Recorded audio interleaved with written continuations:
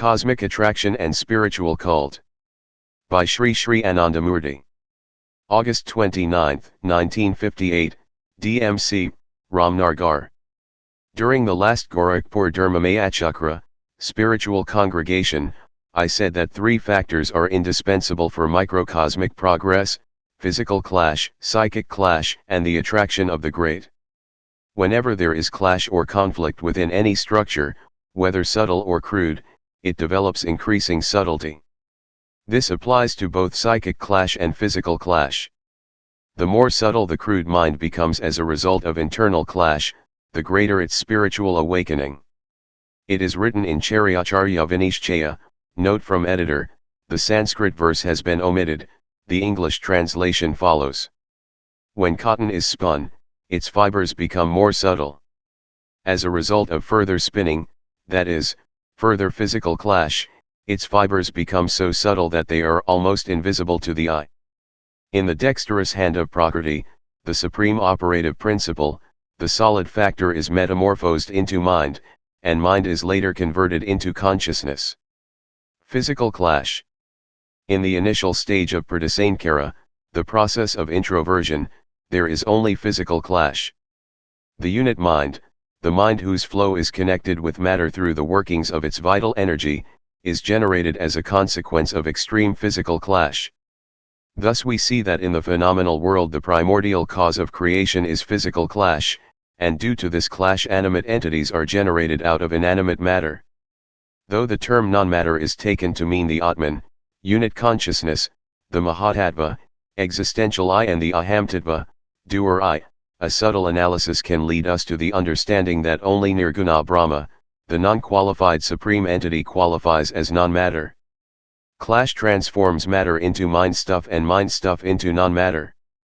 Whenever the objective part of the macrocosm is converted into non-matter, it is no longer its objective part but becomes its subjective part. Although the unit mind appears to originate from matter, in the absolute sense it evolves from the macrocosmic mind. Because the matter from which it appears to originate is nothing but physical vibrations emanating from the cosmic, macrocosmic, mind. And what, based on appearances, we call physical clash is, from the cosmic point of view, direct macrocosmic psychic clash, and as created within the microcosm, indirect macrocosmic psychic clash. When what we call physical clash is mostly superseded by direct macrocosmic psychic clash due to close proximity to the cognitive entity, a material object comes to be termed a conscious entity. When that conscious entity is further assailed by the direct waves of the macrocosm, it can be called a human mind. Thus the human mind is created as a result of physical and psychic clash in the relative world and macrocosmic psychic clash in the absolute sphere. The appropriate structure for the human mind is selected by the waves of the macrocosmic mind out of the 5 fundamental factors. That structure is the human body. So in human beings there is both physical and psychic clash. Due to the impact of both, humans gradually advance along the path of progress. But inanimate objects are only subjected to physical clash, because in them mind has no expression. Even though both physical and psychic clash help to create progress, human beings can generally be divided into 2 categories, those who welcome psychic clash and those who prefer to undergo physical clash. The first category we can call Bhavavyadis, idealists, and the second category Bhagavyadis, materialists.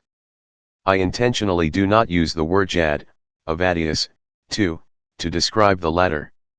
It should be remembered that both the materialists and the idealists are sarthakas, spiritual aspirants, the only difference between them being their goal. A subtle analysis will reveal that both categories harm society. In order to advance, human beings will have to maintain a balance between the two, and will have to keep the idea of the supreme fixed before them as their goal in the midst of physical and psychic clashes. In the relative sense, only a kind of physical clash exists in the sane, kara, extraversial phase of Brahmachakra, the cosmic cycle of creation, whereas in the Pratisankara, introversial phase all 3 exist: physical clash, psychic clash, and the attraction of the great. Now, in the case of these clashes, what clashes against what? Whatever the clash, whether physical or psychic, it exists between two forces, vidya, introversial force, and avidya, extraversial force, negative and positive. Suppose in the phase of sane, Kara, the negative vidya force is fixed at 40 and the positive avidya force is fixed at 60. The resultant force will be 20 in favor of avidya. In the phase of sane, Kara, this stronger positive avidya force causes the cosmic ectoplasm to move away from Purushottama, nucleus consciousness. In the phase of Pratisankara, if the negative vidya force is fixed at 60 and the positive avidya force at 40, the resultant will be 20 in favor of vidya, causing the unit ectoplasm to gradually advance towards nucleus consciousness, that is, towards non-matter. 3. The subtle cosmic mind stuff is metamorphosed into the material particles of the relative world. The return of these particles to non-matter is caused by physical clash, psychic clash, and the attraction of the great. To encourage physical clash is a kind of sadhana which is called karma yoga. In karma yoga, people perform sadhana physically by rendering service to living beings and the world at large, by conducting scientific research, etc. Physical clash increases the interatomic space within material objects, resulting in the transformation of crude matter into mind stuff. This transformation of matter into mind occurs due to the aforementioned net 20-point negative vidya force, so whatever energy of human beings and their physical science might be applied in the transforming process, those human beings and their physical science cannot add to the effect of that 20-point force. Those people who opt for the path of physical clash use all the energy they have gained in the process of Pratisankara to deal with matter. Thus, although there is no scope for their minds to acquire knowledge, they certainly have room for devotion, because the goal of the vidya force with which they are engaged in physical clash is nucleus consciousness. So those who move in the flow of vidya are certainly advancing towards Brahma, the supreme entity. This movement towards Brahma, this attraction towards nucleus consciousness, is termed devotion. Self-awareness develops through clash. The awareness that develops through physical clash is termed yadabuddhi, crude physical intellect, because it is associated with yada, matter. The consciousness of animals and undeveloped human beings is matter-oriented. But even in developed human society, if someone is an atheist or a materialist, we can only term their intellect as yadabuddhi. Such people deny the existence of spirituality in order to hide their intellectual deficiencies. Their denial betrays their moral and intellectual bankruptcy. It does not speak of their glory, nor does it diminish the value of spirituality. Devotion plays a positive role in the process of clash. Had there been no factor to maintain the balance among all the objects created within the macrocosmic mind, the entire structure of the universe would have fallen apart. For the sake of harmony and balance within the universe, there is a mutual attraction among all the objects. Each microcosm attracts the other microcosms. All finite microcosms, the innumerable manifestations of the Supreme Entity, are entitled to that universal love with which it has bound each microcosm to itself, entitled to the wave of that universal love, in which its divine ocean of bliss is perennially flowing. Attraction is the innate characteristic of microcosms. When this attraction is for finite objects, it is called kama, physical longing, and when it surges towards the cosmic entity, it is called prema, divine love. Of course, kama is nothing but a limited form of prema. When microcosms rush towards Paramapurusha, supreme consciousness attracted by the irresistible force of divine love, it is termed devotion. Since clash drives the microcosms towards subtlety, it follows that clash must be the sustainer of devotion. Materialists are worshippers of kama. They are preoccupied with casteism, nationalism, communism, etc. They confine their love to a particular social group or state and do not feel any qualms of conscience about spitting venom at another social group or state. Such a limited expression of love cannot be called devotion. Genuine devotees will shower their love equally on each and every entity of this universe. When materialists put on a show of universal love, it is merely a ploy which they use to misappropriate others' property. Psychic clash. The second possibility is struggle on the intellectual plane, psychic clash. In this sort of clash, people strive only to satisfy their psychic longings unrelated to the physical body. They do not desire mundane objects of pleasure, but seek psychic objects such as name, fame, etc. Pure psychic clash is perhaps subtler than physical clash, but to what extent can it promote human welfare? Even educated and intelligent people constantly indulge in mudslinging against others merely to attain name and fame, even though they are not greedy for money. Can this sort of psychic clash lead the mind towards subtlety? On the one hand, ectoplasms are powdered down due to clash and their minds may achieve a fair degree of expansion, but on the other hand, under the domination of the propensity of greed, their minds gradually move towards greater crudity, that is, they move along the path of negative pratisankara. Attraction of the great. That is not to say that one should avoid physical and psychic clashes. On the contrary, one should encourage them, but without losing sight of the macrocosmic goal. When one's mind becomes more subtle and expanded, it is no longer assailed by petty thoughts. The mind atoms of ectoplasm, will be powdered down, and in the fire of sadhana those powdered down atoms will become ensconced in non-duality. So physical and psychic clash achieve their highest fulfillment in the attraction of the great. Without this divine attraction, life loses its charm. The mind is one's best friend if it moves towards subtlety, but if it degenerates and becomes crude it is one's worst enemy. Due to psychic clash people today have created atom bombs, but as their endeavor is motivated by materialistic desires, the consequences have been horrifying. The structure of the mind is determined by the nature of its object.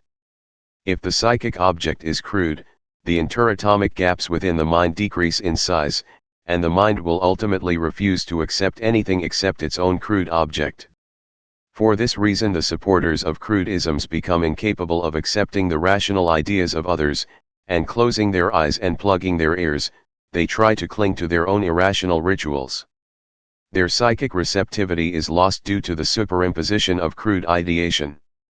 They do not feel the need for the vidya force to exceed the avidya force.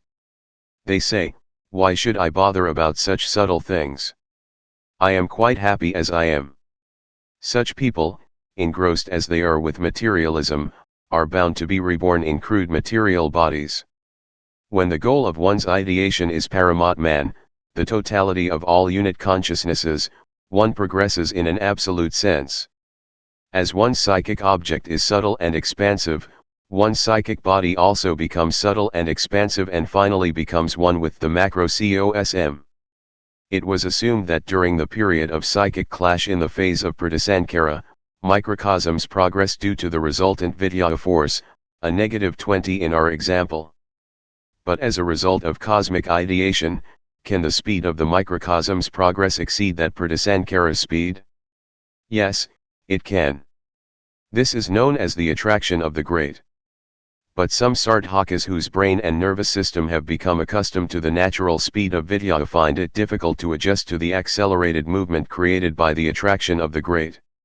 This difficulty is expressed through vibrational symptoms such as tears of joy, horripilation, dance, etc. Sarthakas who can adjust to the accelerated movement will not be affected by these expressions. The movement caused by the attraction of the great is called true devotion. Such devotion results from worshipping the great. Physical clash also produces a type of devotion, but that is static in nature. And the devotion caused by psychic clash is mutative in nature.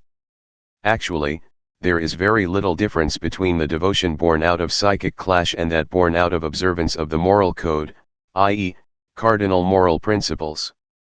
Such psychic clash or moralistic devotees cannot feel the sweetness of sentient devotion, because their minds are not filled with the thought of the Supreme, their minds are filled with petty thoughts, their outlook is that of one engaged in a commercial transaction. Ideation on the Supreme is the only way to attain real spiritual peace. The attraction of the great is the only genuine devotion. Paramatman has been attracting all to himself, with no exception. Some people complain that Paramatman has forgotten them, but to say that is unjust, for no living being is outside Brahmachakra. He attracts all through his sweet bond of love. Sometimes this love appears to be painful, sometimes pleasurable. But whatever the experience, painful or pleasurable, he comes to you. He does not cast you away in a world beyond the scope of pain or pleasure. If you ever see that this has happened, you will know that you have lost your identity. Hence when a genuine spiritual aspirant experiences happiness, he or she will say, "O Lord, how great you are to have remembered such an insignificant person as me," and when he or she experiences pain, "O Lord, how great you are to have come to me in the form of sorrow, even when others ignore me." An innocent person who is acquitted in a court case should say, "O Lord, how great you are. You have saved me by upholding justice."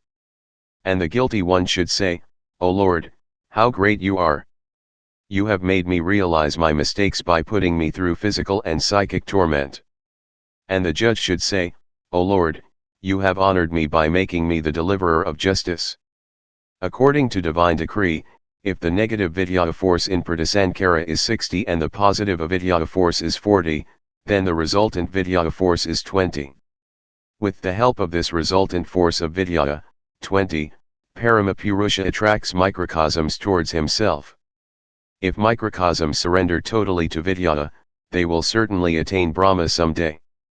And if the microcosms can, by virtue of sadhana, accelerate the flow of vidyaya, then their resultant vidyaya force will merge in the resultant vidyaya force of Brahma. This pursuit of vidyaya in individual life is the sadhana of Saguna Brahma, the qualified supreme entity. But if one wrongly pursues the path of avidyaya, one moves counter to the resultant vidyaya force of Brahma. The result of this movement against the cosmic will can never be good. Philosophically it is known as pralaya, annihilation. Hence while doing the sadhana of Saguna Brahma, one has to increase the vidyaya force. Saa vidyaya yavimate, vidyaya is that which brings liberation. Now the question is, with how much force can microcosms advance? As long as human beings advance due to the resultant vidyaya force of the Supreme Entity, they are regarded as sarthakas of sentient devotion, that is, the wave of the resultant force during the Pratisankara phase is the wave of sentient devotion. In the flow of their movement they only have one desire in their minds, the desire for liberation. And when they cleanse themselves of all impurities and take the help of the full negative force in order to become one with nucleus consciousness, the devotion through which they advance is called ragatmika bhakti, non-attributional devotion. At that phase of sadhana they do not desire liberation, but yearn for Paramapurusha alone. In this category of devotees the resultant vidyaya force of 20 is converted into the original 60 vidyaya force, of the Supreme Entity. Devotion can only be attained through rigorous penance, through action and knowledge for lifetimes together. Even illiterate people can perfect non-attributional devotion. When great scholars, well versed in the scriptures, see the height of devotion of the common masses, they stare in blank amazement, like fools. When spiritual aspirants advance along the path of devotion, but do not develop the resultant vidyaya force sufficiently to attain the status of non-attributional devotion, they attain a stage of devotion called raganuga bhakti, attributional devotion. Physical clash leads primarily to progress in the physical aspects of life, and secondarily in the psychic and spiritual aspects. Psychic clash leads primarily to intellectual progress and secondarily to progress in other spheres. The attraction of the great results primarily in spiritual progress, but at the same time there is adjustment between both physical and intellectual progress and intellectual and spiritual progress. Notes by editors. The spirit of sadhana of a person experiencing the attraction of the great is total surrender, or kevala bhakti, one-pointed devotion. The entity to whom one surrenders one's all, is Taraka Brahma, the Supreme Entity in its liberating aspect. Bhaga refers to the enjoyment of matter whereas Jad, refers to matter itself. Jad, avadius is sometimes used incorrectly to mean materialists. This discourse was titled, Cosmic Attraction and Spiritual Cult, by Shrii Anandamurti. August 29, 1958, Bhadra Purnima DMC, Ramnagar. Published in Ananda Marga Ideology and Way of Life in a Nutshell Part 8. Proud in a Nutshell Volume 1 Part 4.